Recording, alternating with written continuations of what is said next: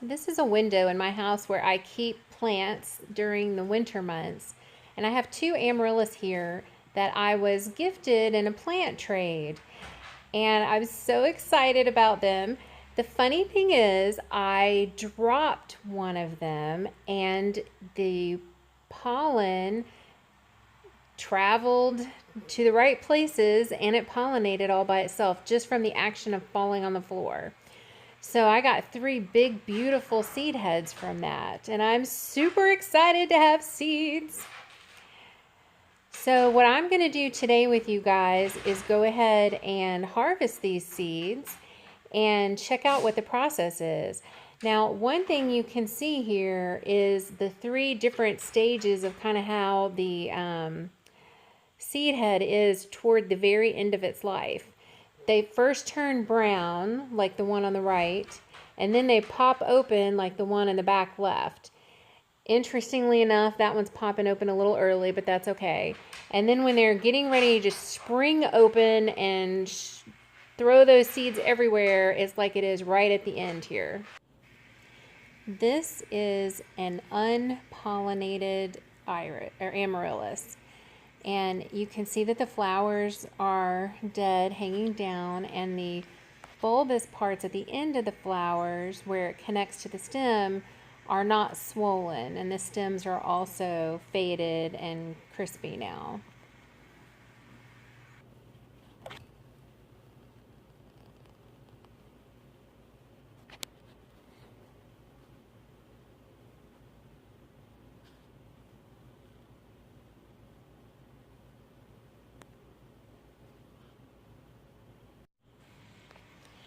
This is a pollinated amaryllis stem.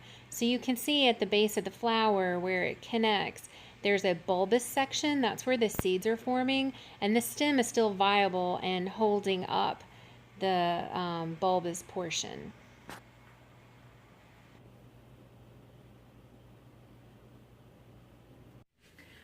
All right, so it's time for the exciting part.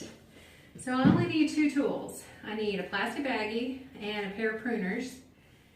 And I just want to make sure that the seeds don't fall anywhere all over the house because there are hundreds in there and we don't want them everywhere. And I also don't want to disturb the other 2 seed heads. These pruners are not sharp. There we go. Yay! Alright, so I have it in the plastic baggie, and I'm just going to stick my hand in here and watch all of these seeds come out. This is like the most fun thing that I get to do on the homestead. It's harvesting seeds, because now one plant turned into 1,000,000. Or hundreds anyway, maybe, if they all germinate. But I think one of the coolest things about this is that there are seeds. And it was total accident that these things even got germinated or pollinated, because I dropped it. Like, seriously, guys, I was not trying to get seeds from this amaryllis. I had no idea even, and I'm probably not gonna keep all those little baby seeds in there because I doubt that they would germinate very well.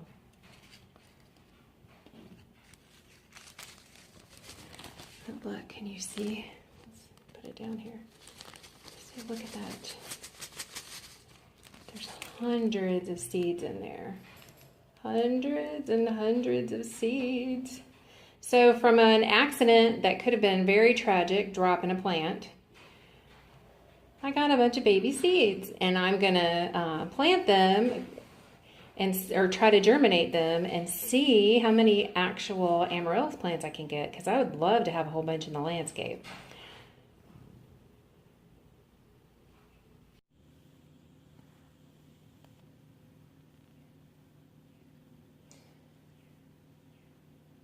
All right, guys, I am gonna go ahead and harvest these seed heads as well because they're ready, and I want you to see what I'm going to do. So right here in this paper towel, I'm going to open them up. I'm going to see if I can show you a better view inside here. When you open them, do you see how there's just like layers and layers and layers of seeds in there? I love this. So what I'm going to do is just dump them out.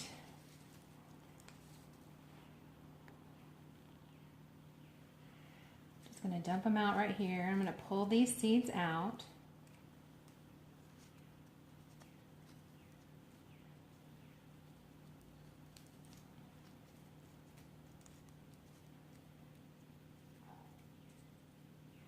And I'm going to leave the immature seeds or separate them as best as I can. You know, since I'm planning to germinate all of these, really whatever doesn't germinate is going to naturally get separated anyway.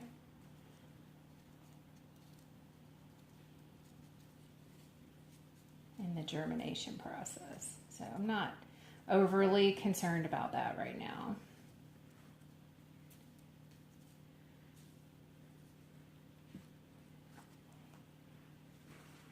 So from those two seed heads, we got a ton of seeds.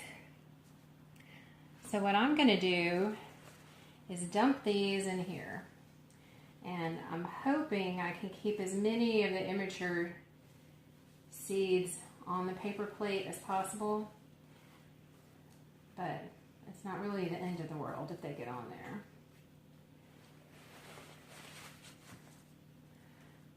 And these are the ones that you already saw me do.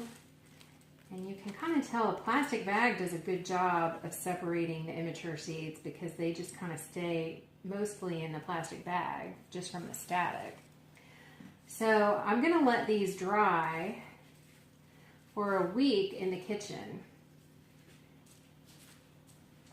And the reason we're going to let these dry is just to make sure that all the moisture's out. The one that we did before, the moisture's definitely out of that. You can feel it, it's very papery. But the other two that I just took the seeds out of were a little more green, even though they had popped already and were ready to harvest. Because they were a little more green, there's this tiny amount of liquid. And you can kind of feel the difference because it doesn't make the same, you can hear the difference actually. It doesn't make the same papery sound. Let's see if I can get this where you can see it. It doesn't quite make the same papery sound, and it's more pliable, but it still has a seed in there. And then the ones from yesterday are a lot, they make more noise and they're a lot crispier. So we just want them all to be crispy. And why do you dry out seeds that you're about to germinate? That always seemed like a crazy thing to me as a new gardener. Why would you go through that step if you're just about to wet them? And I will tell you what I have read.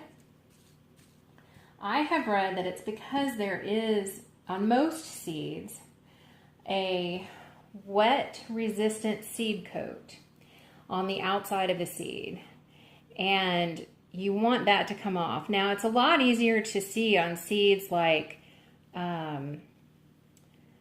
lemon seeds and things like that. You know there's a coat on those. Pepper seeds, tomato seeds, and other seeds like this, you can't really see the coat, but you can tell that there's something there.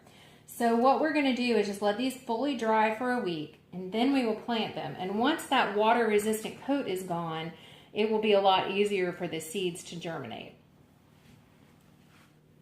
This is a close-up look at some of the seeds.